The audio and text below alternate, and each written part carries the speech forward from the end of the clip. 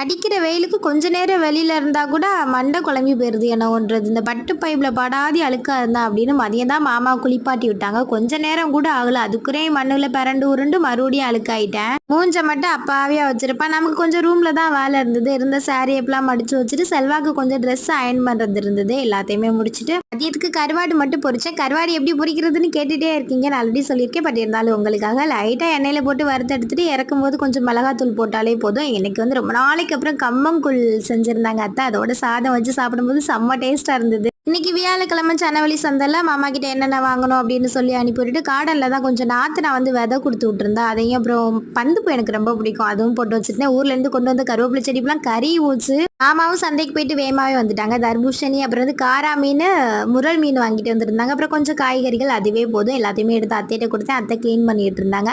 வந்ததுமே தர்பூசணியை கட் பண்ணியாச்சு. பட் வெயிலுக்குள்ளே கிடந்திருக்கும் போல் ஒரு மாதிரி வெம்பி போன மாதிரி இருந்தது. டேஸ்ட்டும்ல ஒன்றும்ல. சரி ஓகே, எங்கிட்ட சாப்பிட்டுட்டு நம்ம அப்படியே குழம்புக்கு தக்காளி வெங்காயம் எல்லாமே கட் பண்ணி வச்சுட்டு கொஞ்சம் மீனுக்கு மசாலாலாம் அப்ளை பண்ணிட்டு நம்ம குளிச்சுட்டு வரதுக்குள்ளேயுமே அத்தை குழம்புமே வச்சிட்டாங்க.